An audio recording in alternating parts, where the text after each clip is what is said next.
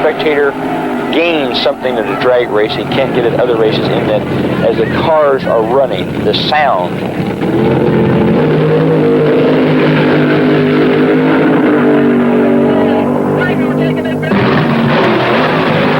and the smoke, you can feel the smoke, smell the smoke.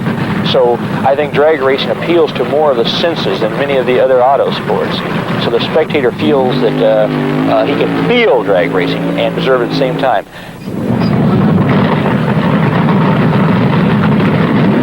I've gotten used to looking at cars now, you know, what they look like, how good they sound, you know, how well they run, the size of the engine, the size of the carburetor, you know, and whether it's hydraulic lifters, you know, or whatever. I've gotten so used to cars now. A lot of my friends, you know, call me the mechanic.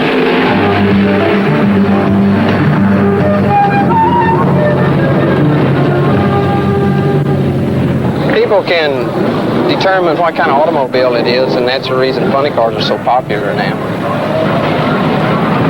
Funny car is sort of a dragster with a loud body on it. We use the same type of engine as a AA fuel dragster, blown fuel Chrysler most everybody uses, and just use a fiberglass replica of a manufactured automobile.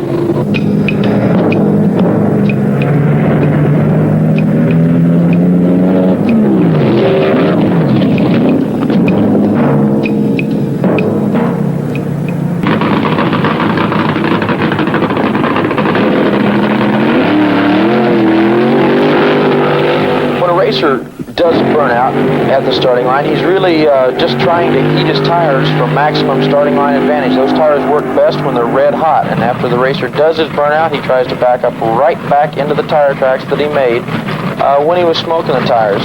Theory being that the live rubber reacts best when it's on a hot surface, and of course if they can get right back into their tire tracks, that's where the track is the hottest. And if a guy doesn't get bite out of the gate, then the show's over before it ever starts.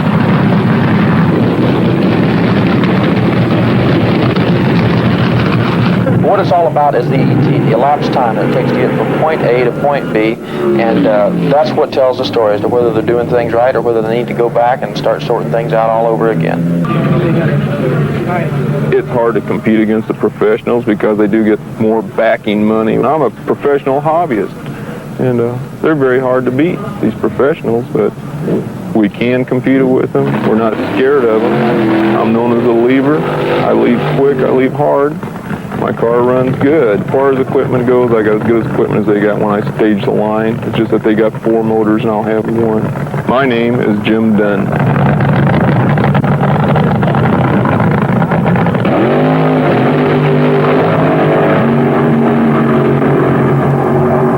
Well, financially, we haven't expected a whole lot. It's a lot of fun to get some money, but we like to just have fun at it. But when we win some money, it usually goes right back to the race car. So if you break even, that's fine. And if not, well, you get in there and work harder to get a little bit of money to put some more to it and make it run better.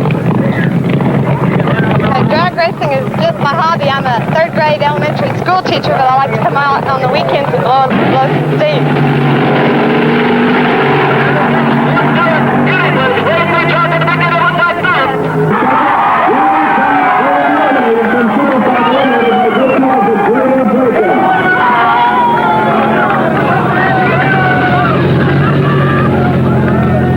Expensive, no doubt about that.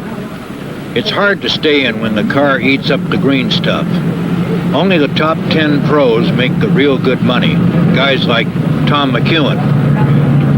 Tom McEwen is a racer, he's a thrasher, he's a gentleman, and I guess it could best be said that he asks no quarter and he gives none.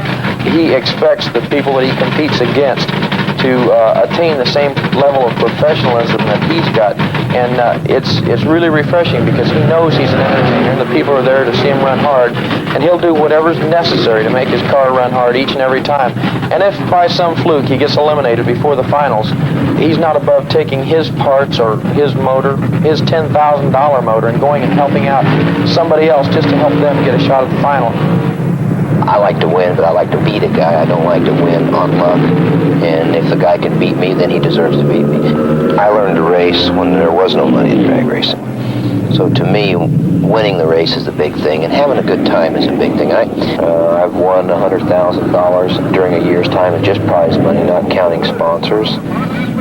I've grossed as much as $400,000 in a year from sponsors and prize money. And a lot of money goes through my hands in a year. Of course, I don't keep it all. Like I say, I cost a lot of money for help and parts and fuel and so on. We're not under ideal working conditions. You know, at homes we have nice dust-free garages we put these engines together with, and there we have all the latest technical stuff and the best machinery money can buy. These trailers that you see here are equipped pretty much like our garages. We can do about anything we have to do in these trailers right outside in the dirt like this.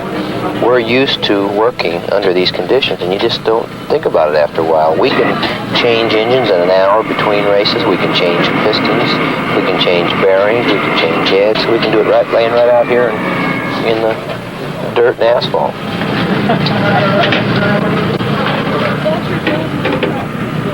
You know, I've seen guys with big money come into this business, but in the long run, they can't beat the mongoose and Big Daddy.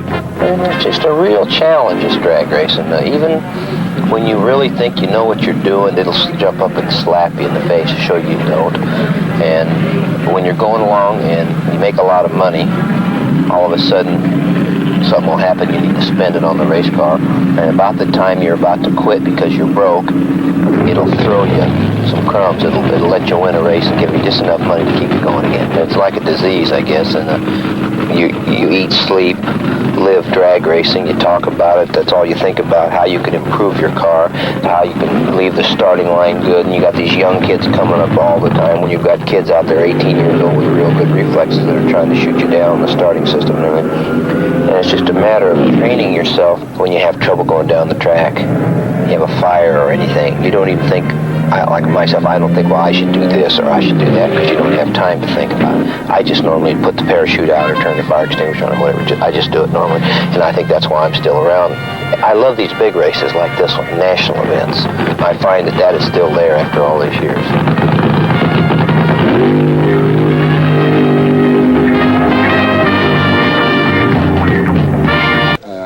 You always worry about all the little details being done. You work as hard as you can with the time that you have.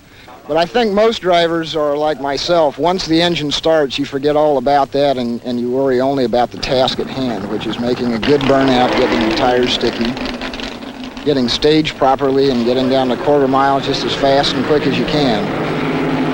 It's like flying an airplane or something, just by yourself in the car, you know, all alone out there. It's something that gets into your system, just pulls you back into the seat. And Drag racing is far out.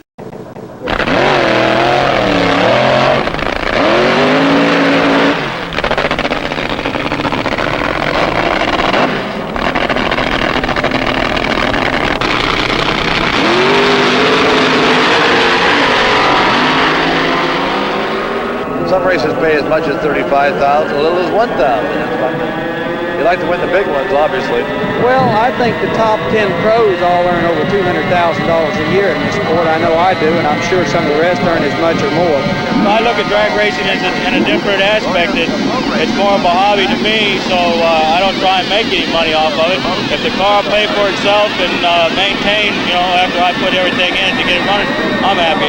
In 1950, before drag racing, where I come from in Florida, they didn't have a drag strip, but we drag raced on the streets. Of course, we got a lot of trouble doing that, and that's why we got our local drag strip, which was in those days just an old being an Air Force runway. There's just danger in the speed. We run 230 miles an hour, and with the speed, it's dangerous, and we have a fire danger. Well, we burn nitromethane, which is a waste product. It consumes about 4 gallons to the quarter mile, and that's why it's impractical to use it as a motor fuel in a passenger car. I've done just about everything you can do in one of these things. Rolled, burned, crashed, flew. I don't follow the names or the times or anything like that. I just like the excitement and the color and the people. It's a good, clean sport, a lot of stiff competition. You can't beat it. There's a lot of noise. I don't know, it's almost a sexual thing, I think. People really get their kicks out here. I guess I get rid of my frustrations. I drive better on the highway. I get so much enjoyment because they're running about 2 seconds faster than they were in '69. We'll also also be in Pomona, California for the first national championship event of the National Hot Rod Association for 1974, the 14th annual Winter National Drag Race Championship. We'll feature top fuel, funny car, and professional competition eliminated with all the top names competing. All of a sudden, here as we begin the 1974 NHRA season, Frank Hall jumps up as a name, and people seem to say the name with a good deal of respect. How did you get this far with it? Well, we just got a good team, Keith. We got a good bunch of people, I think. Good mechanic, a good guy that's footing the bill for the whole operation here, and it's just a good team effort is what it is, really. And it takes that? Absolutely, absolutely. How many years you been doing it? I don't want to tell you. A long time. I don't know, 15 or so, I guess. This is the best piece of equipment you've ever had? Absolutely. Yeah, this is a top-notch operation, as I say.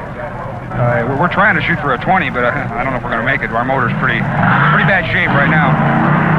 Good luck to you. Thanks very much. The man running against Frank Hall is Twig Ziegler. You in good shape, Twig? Yeah, everything's real good. We've had it backed up until now, just trying to save the motor, and we've got it hopped up pretty good now because Green's running very good. He usually does, and we're going to try to drive by him. What is it that's going to make the difference in that final run? I think this run, it'll be the starting line reaction of either him or myself, whoever gets out first, because I think we're both going to run either 20s or 30s. Everybody talks about racing luck. How much do you attribute racing luck in this particular phase of automobile racing? I wish luck had more to do with it, but you've just got to have everything together and have a good combination and turn good numbers. If you get there first, you win. Yeah, there's very few times that luck ever comes through. Good luck to you. Thank you very much. Have the funnest for you in a moment.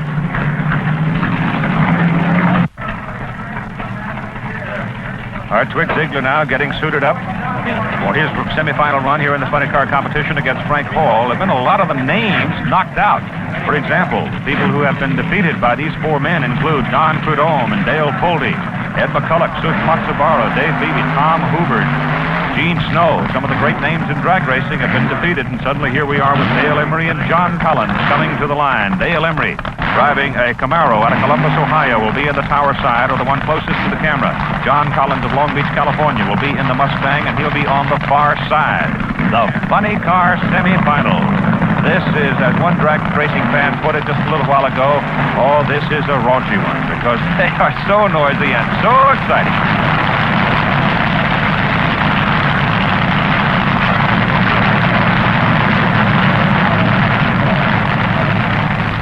Up $14,000 waiting for the winner of the funny car. Both of them are loose in the middle, and it is Emery at the top end. Dale Emery at the top end, a 6.47 seconds. John Collins running at 6.76, 223 plus miles an hour for Dale Emery of Columbus, Ohio. So he has looked very strong so far, all the way down the line. Number 31 in that black Camaro. Boy, he's an ominous-looking critter, isn't he? Take another look at it in slow motion, and you watch here as Emery just explodes at the top end to whip out the win. 6.47, the winning time for Emery against a 6.76 for John Collins. In case you're not familiar with the vernacular of drag racing, the funny car is called a funny car because the first time one came to the racetrack and somebody looked at it, they said, hey, that looks like a funny car, and the name stuck. And it's become a very familiar name and a most exciting racing category. The green elephant here of Frank Hall will be running against Twig Ziegler, and Ziegler will be driving the red car that is sitting on the far side away from our camera, the bleach box or the burnout to get the tires as hot as they can.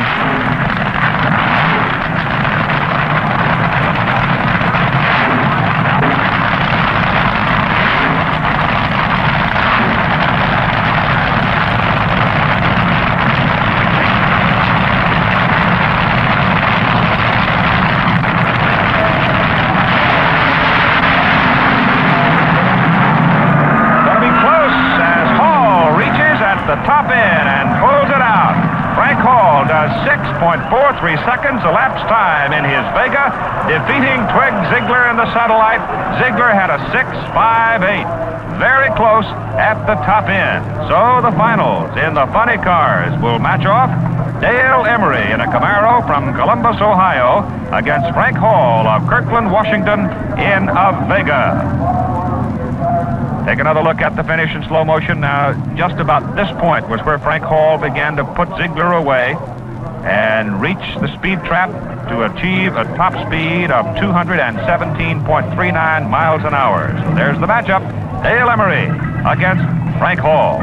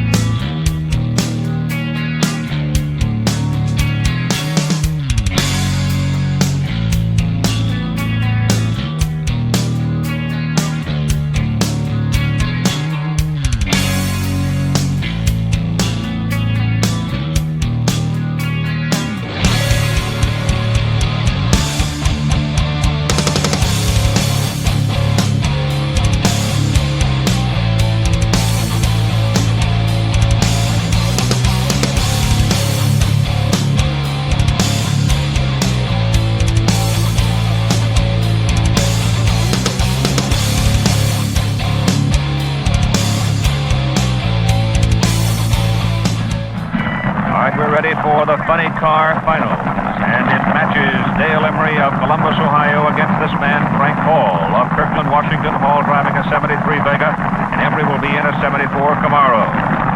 Frank Hall, the world finals champion last year in Amarillo, Texas. Dale Emery took the Grand National title in Montreal, Canada.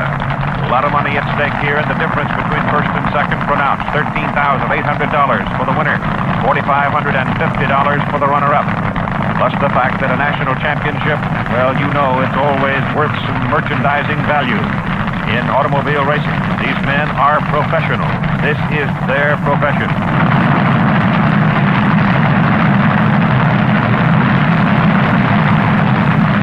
Dale Emery and Frank Hall having fought their way all the way into the finals, and this is no time to be careful. This is where you reach into the reservoir of discipline, of energy, of every resource at hand.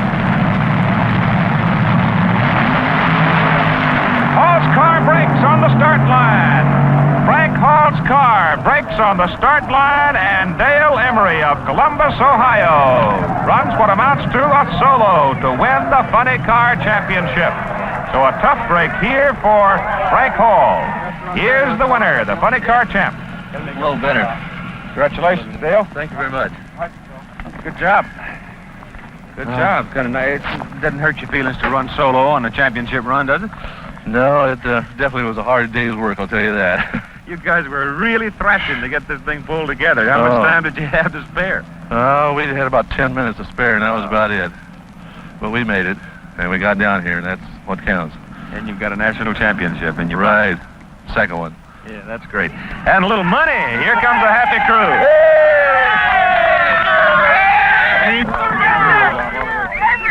Wally Parks, the NHRA president.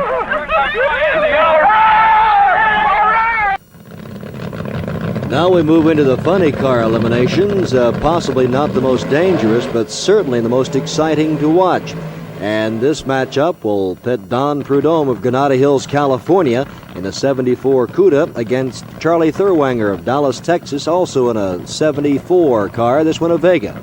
Without question, Ted, these are the most exciting things to watch in drag racing, as the fiberglass replica bodies give the fan something to cheer for as far as product identification. In this case, the Plymouth Barracuda against the Chevrolet Vega, but also the superstars, Don Prudhomme, involved in this race against Mike Burkhart's Vega, Charlie Thurwanger up in smoke. Lost the traction, so it'll probably be all for naught in this one as Don Prudhomme crosses the line at 6.42, 215 miles an hour. Here we see it in slow motion. He gets off the line all right, and right there you see this cloud of smoke billowing out behind, that coming from the tires as they start to spin. He loses traction. Prudhomme not missing a beat, his engine performing magnificently, puts it through the quarter mile at a fine 6.42. Prudhomme has just been dominating funny car action throughout the year thus far. Ed McCulloch, shown here of Fresno, California, a 74 Dodge Sport.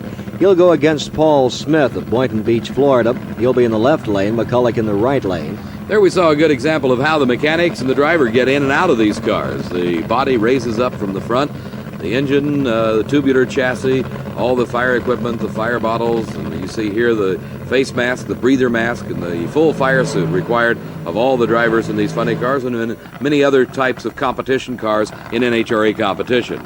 They also carry bottles of Freon in the car, 2 bottles, one on each side of the engine in case of a fire. Yes, Ted, these can actually be located in any position. They were located there in this Revolution car of Ed McCulloch on either side of the engine and attached to the chassis, but they are loaded with Freon, and in case of the fire, of engine explosion or fire, the driver just simply hits a button. The Freon is plumbed throughout the body of the car, into the driver's compartment, and also into the engine to extinguish any fire. Pre-staging lights go on as the drivers inch closer to the starting line. Now we have stage for both cars. And a good start. This should be exceptionally close. Well, close is hardly the word for it. The win going to Paul Smith at a much slower elapsed time than Ed McCulloch. Must have gotten a much better start. 7 seconds flat to a 6:84 for Ed McCulloch. Here we see a bit of an advantage for Paul Smith. He gets a little bit towards the center line, corrects, comes back in, and it is very close. Anybody's race at this point. You see right there, Paul Smith winning it over Ed McCulloch by less than a fender length. Back at the starting line, Tom Prock of Utica, New York in a 74 Dodge. He'll be in the right lane. This is Paul Radici and Wise out of St. Louis, Missouri in the Chevy Vega. And looking in and seeing Radici, the goggles, the fire mask, the breather mask where they can breathe through those filters and the nitro fumes won't bother them at all. Tremendous concentration at this point. Really, this is where it is all happening, is at the starting line. And these drivers concentrating completely on getting the best reaction time possible. A good race to this point. This will be very close. Some smoke out of the Radici and Wise car. Obviously, the motor giving him some problems. 6:57 for Tom Prock. And let's take a look at this one again in slow motion. They leave the line together. Things look very good at this point, as you can see. And there it is. Something going awry. The smoke starting to come out, meaning the motor is going away. Tom Prock not having a bit of problem. He goes through in Phil Castronova's car. A name a lot of fans will recognize around the country, Tom McEwen, Fountain Valley, California. He's also known as the Mongoose. Cheryl Greer of Warner Robins, Georgia. He'll be in a 74 Mustang, and McEwen in a 74 Duster. That Mongoose moniker came from a long-standing rivalry with good friend, by the way, Don Prudhomme. Tom McEwen known as the Mongoose. Prudhomme getting the first label tied on him as the Snake because of his reaction times at the starting line just as quick as a snake. Well, McEwen, not one to let anything go by, decides, well, if Prudhomme is the Snake, then I'm the Mongoose. And they've had some exciting matches over the years. Certainly had. Over a decade for each of the drivers. McEwen with a fine start. Oh, this is going to be very close. And it's going to be McEwen, but just barely. 0.02 of a second slower, but the advantage coming right at the starting line over Cheryl Greer. You also saw Cheryl Greer slowing a little bit, 206 miles an hour. Maybe he thought, and this is something to look for in this slow motion, maybe he thought that McEwen could never catch him. Because we'll see here, but it looks like he may be leading going into this point. He is, but McEwen right alongside of him and drives right past him just before the finish line. Kosti Ivanov of Boston, Massachusetts. He'll be driving a 74 Vega. He'll be in the right lane. Dale Paldy of Van Nuys, California, the left lane in the 74 Pontiac. That Pontiac is a Grand Am body style. There are a couple of those entered at this Spring Nationals, and a most unique car and with tremendous horsepower out of Mickey Thompson's shop. Dale Paldy up in smoke. The Boston Shaker of Kosti Ivanov, a 661, taking the win easily over a smoking Dale Paldy. Explaining that once again, you see a lot of smoke like that. There's no traction. The tires aren't adhering to the track. You're not getting any traction. The horsepower is going to waste. What they're doing, Ted, is just making another burnout, but not at the right time. Gene Snow, Fort Worth, Texas. He'll be in the left lane. He's an old veteran of this. Don Schumacher, Park Ridge, Illinois, in a 74 Vega, the right lane. A matchup of identical cars. Fine shot there of Gene Snow inside the car. You can see him inside the roll cage, very similar to the cage design on a Top Fuel dragster. Schumacher, of course, the Revell Super Shoe, the Revell Snowman, Gene Snow. Tremendous start for Snow. Something apparently down on horsepower for Schumacher as Snow streaks to the win to a 667. And 6.93 for Don Schumacher. Not a very good race at all. Al Segrini of Silver Springs, Maryland. In the left lane, Leroy Goldstein of Mission Viejo, California. He'll be driving a 74 Satellite, a good burnout.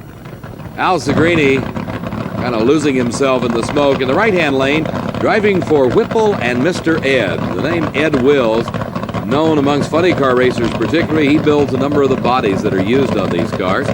Art Whipple, one of the finer mechanics around in the business today. Al Segrini driving this beautiful Black Magic car from Silver Springs, Maryland.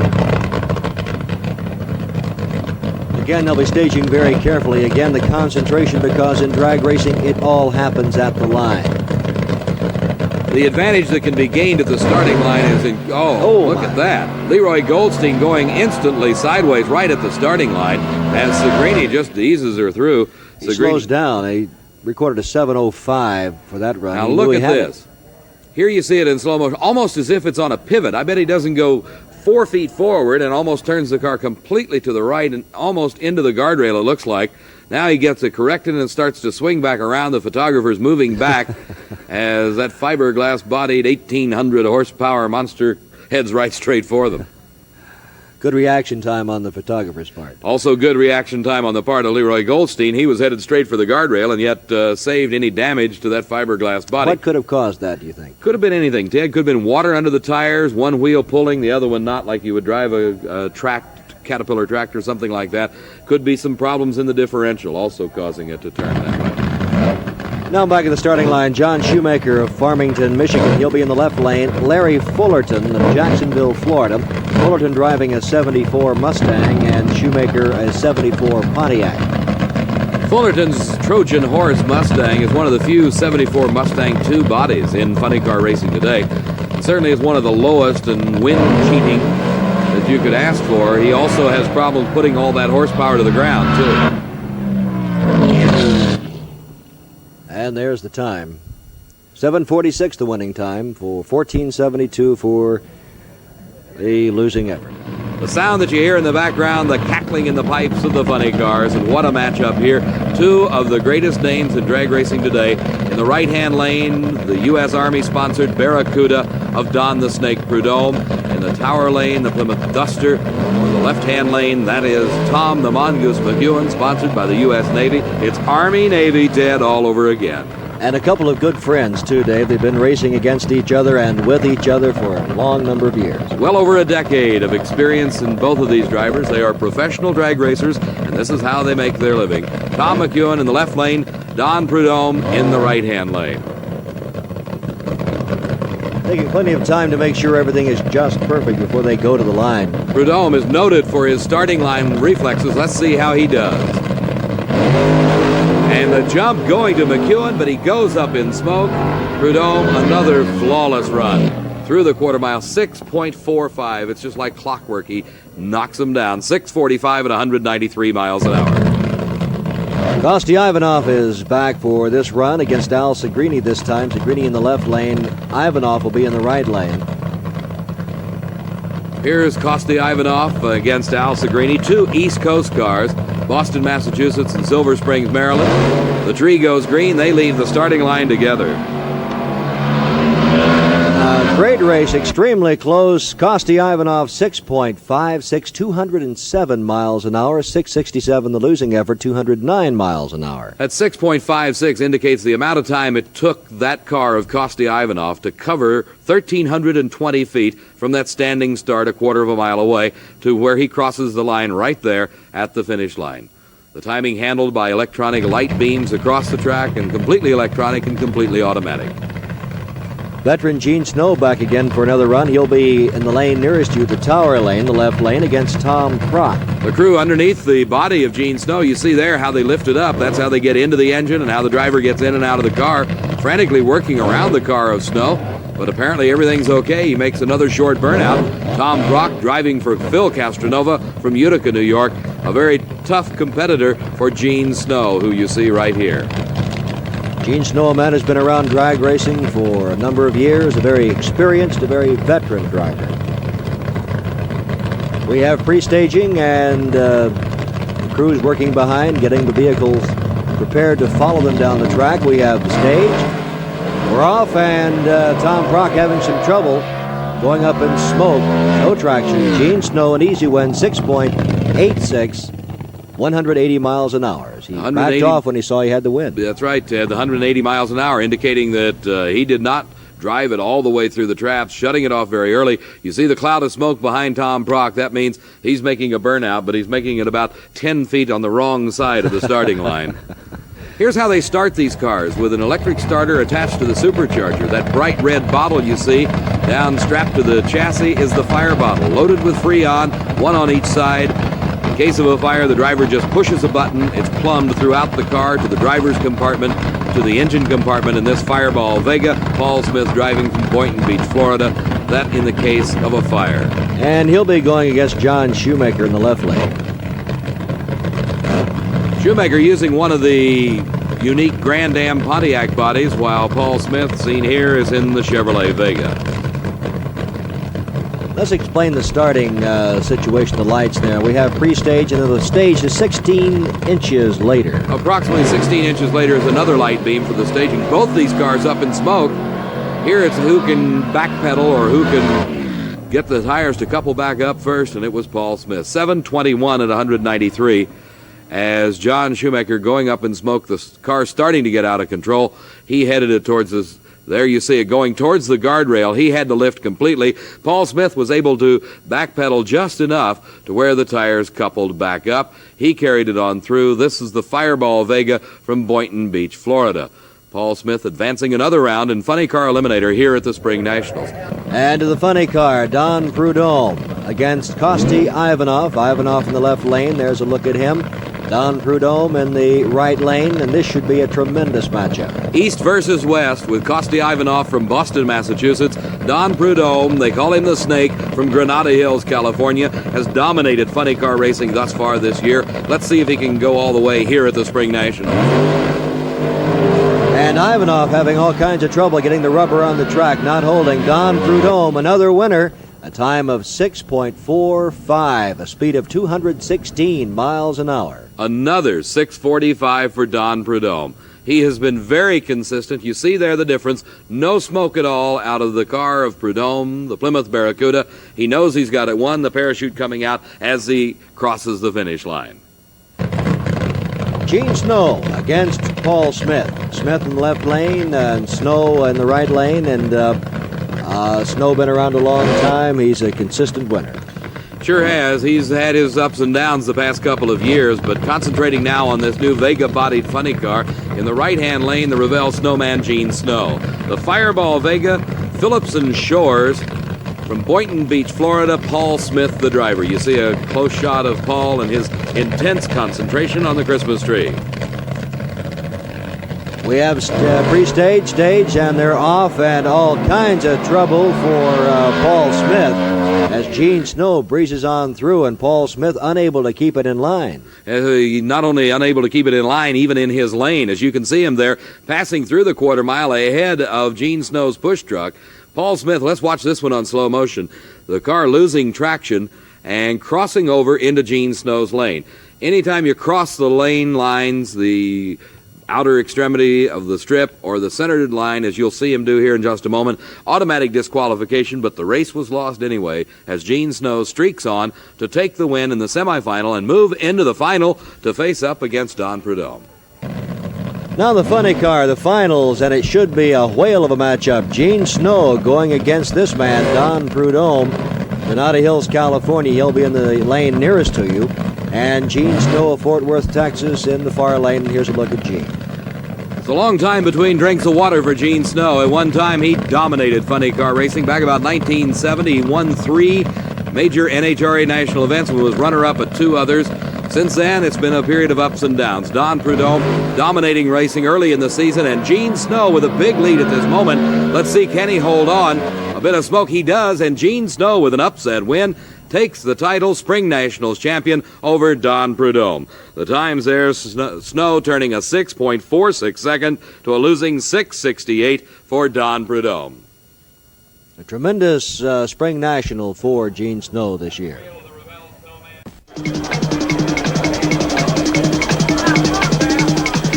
This final day of the Southern Nationals, hosted at Charlotte Motor Speedway on the 1/8 of a mile strip, was staged under blue skies and balmy 78-degree temperatures.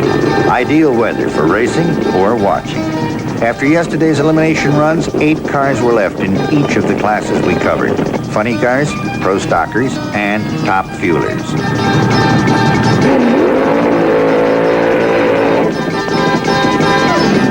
His first quarterfinal run in the funny car class pitted Al Segrini in the Black Magic against Elmer Hartsoe.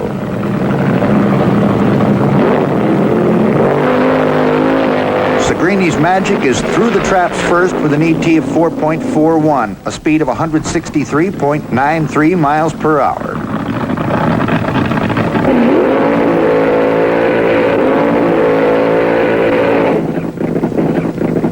The next run features Mr. Norm's Dodge, paired off against the Trojan Horse, driven by Larry Fullerton.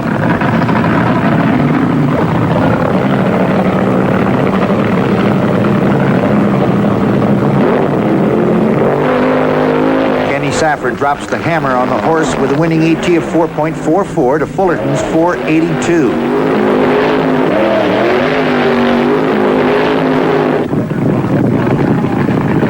With the burnouts completed, Ron Colson stages the Chi-Town Hustler alongside the boy from Waco, Texas, Billy Meyer. The Hustler puts Billy back on the trailer with an ET of 4.49 at 167 miles per hour. In the first quarterfinal runoff, Ray Beadle never got off the line, and Cheryl Greer took the win with a 4.49 in the Chain Lightning Mustang.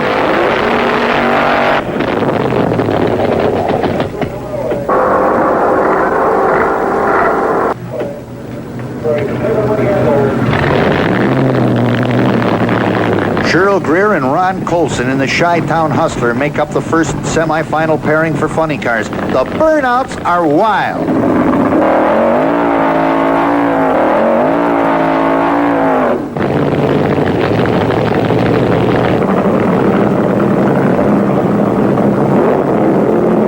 The Greer Mustang comes out of the hole on fire to singe the Hustler with a winning ET of 4.42 over Chi-Town's 477. Al Segrini in the Black Magic prepares for the next run. He'll go against Mr. Norm's world-famous Dodge Charger, piloted by Kenny Safford.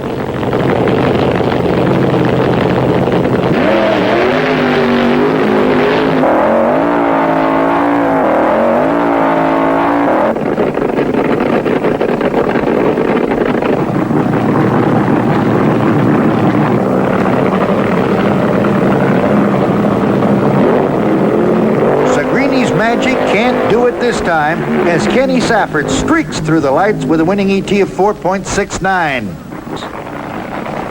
The last runoff of the day represented the funny car finals. Engines were fired up for Kenny Safford in Mr. Norm's Dodge and Cheryl Greer in the Chain Lightning Mustang. The burnouts were sensational.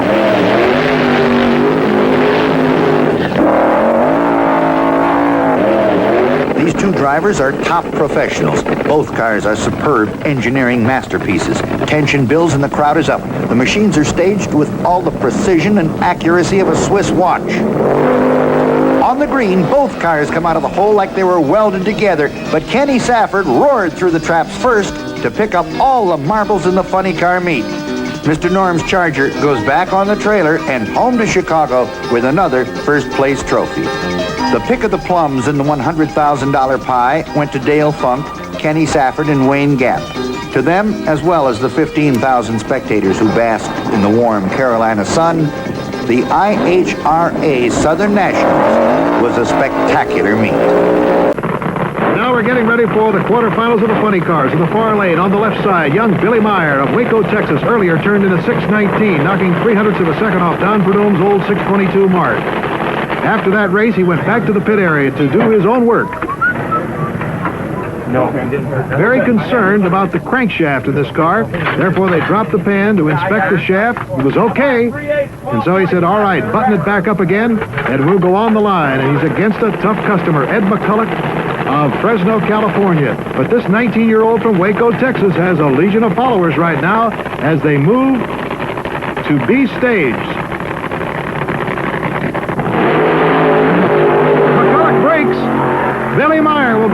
win this one easily as McCulloch broke his car at the line, and there is a 6.19 elapsed time, 6 and 1900 seconds, at a top speed of 218.44 miles an hour, and it's a disheartened crew of Ed McCulloch as they shake their heads and go down and pick up that car. And here he is, a young man to watch, on the move, 19-year-old Billy Meyer, who will go on to the semifinals.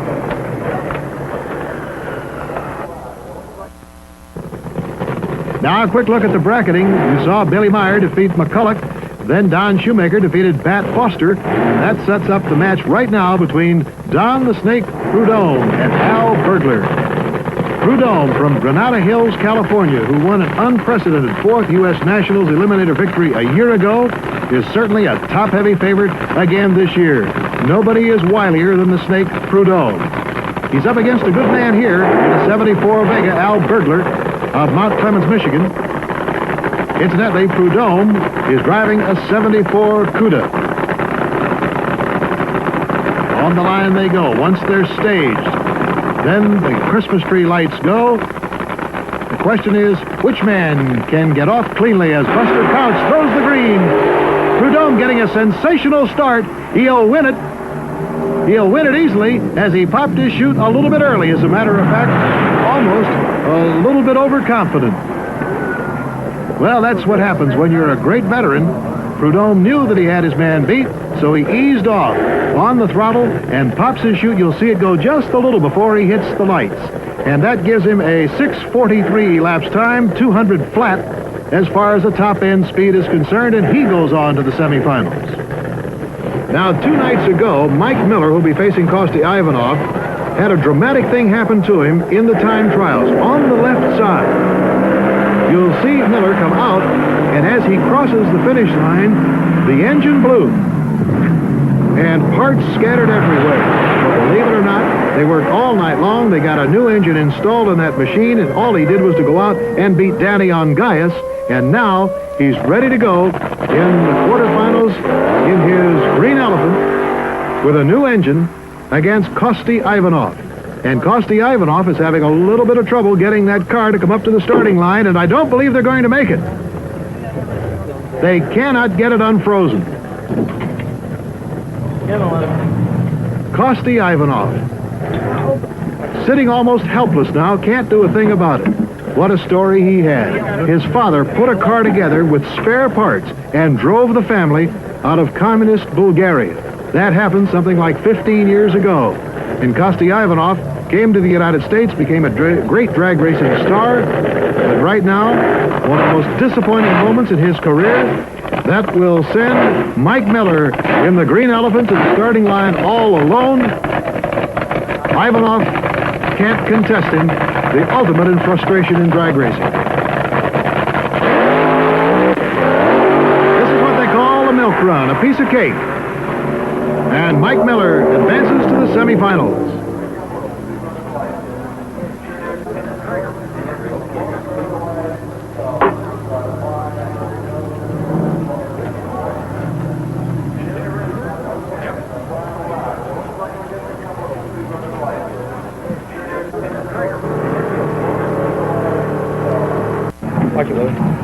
Back in the pit area, 19-year-old Billy Meyer lying on his back underneath his funny car, getting it ready for the semifinals. I got it, Ed.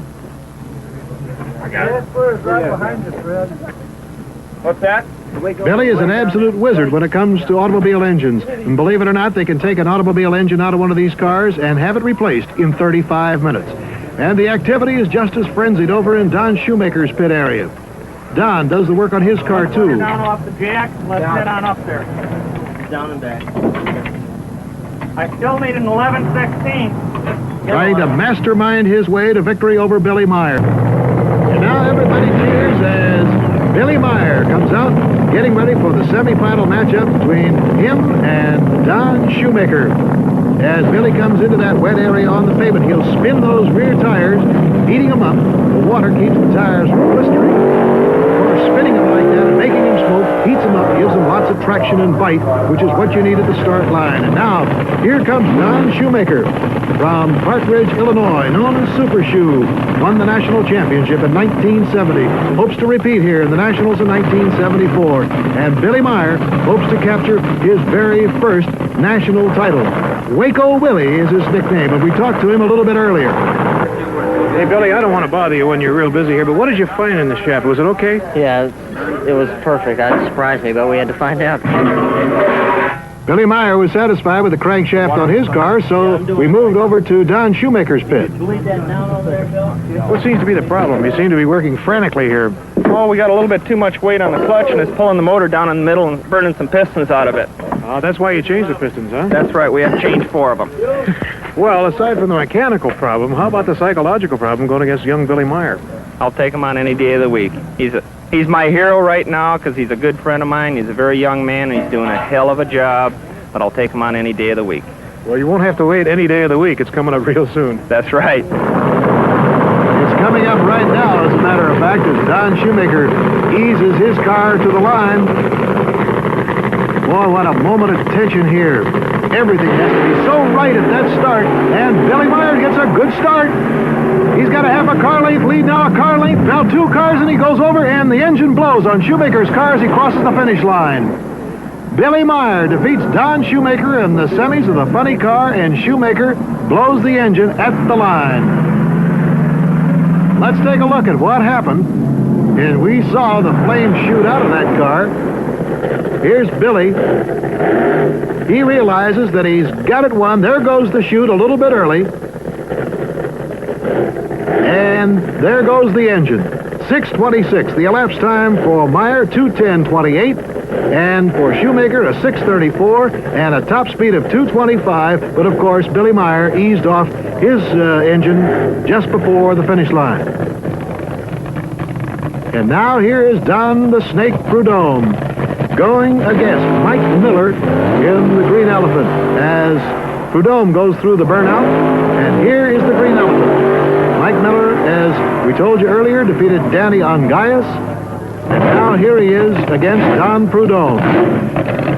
In the quarters, Prudhomme defeated Al Bergler of Mount Clemens, Michigan. And you'll recall that in the quarters, Kosti Ivanov couldn't get his car started, so Mike Miller had a real easy one. But this one will be far from easy. There are very few men in drag racing who have been able to beat Don Prudhomme on the line. Many have gambled and have red lighted, and you don't see the red light go on very often for Prudhomme. All right, they ease it up there. Everybody standing to see if the snake can beat the elephant.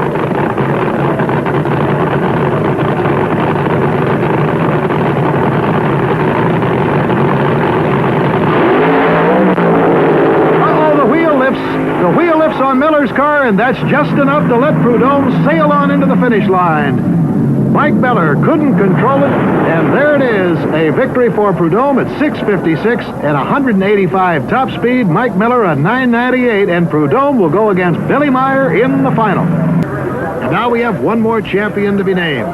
The question is, who will it be in the funny car, Don Prudhomme or this youngster right here from Waco, Texas, 19-year-old Billy Meyer, who's working again frantically on his car, getting it ready to go to the finals against the snake. And Don Prudhomme has things pretty well buttoned up. No activity in that pit. Billy, because you've got the lowest ET, you've got your choice of lanes. Which have you chosen? Unless anybody breaks, I'll probably take the right lane. I made a run early this morning, just about 100 foot, and the car hooked up good. I think that's the lane I'll take. Seems to be the right lane for the funny cars is the best one. It does. What's funny is that the top fuel car is taking the left lane. So really, that kind of shows they're both about the same. Just looks to me like the left lane shakes too much with a funny car.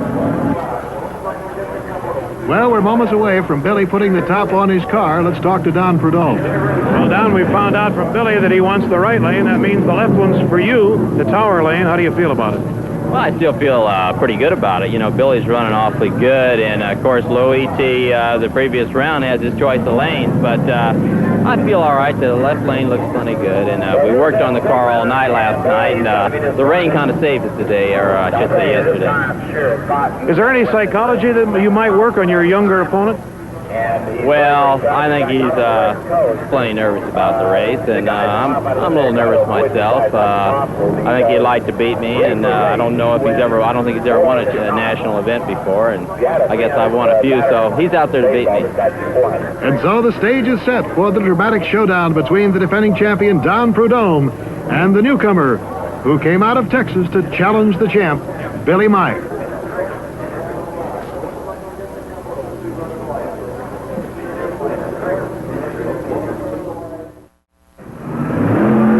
And now we're ready for this classic confrontation between the veteran, Don Prudhomme, in his 74 Cuda, burning it out right now, and the rookie from Waco, Texas, Waco Willie, in his 74 Mustang.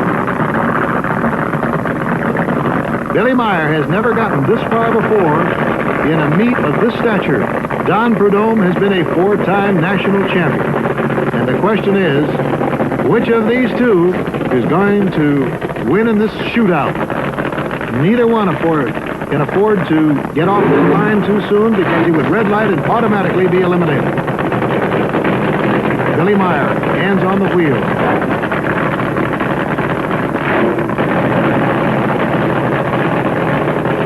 Buster Couch, getting it ready for the staging.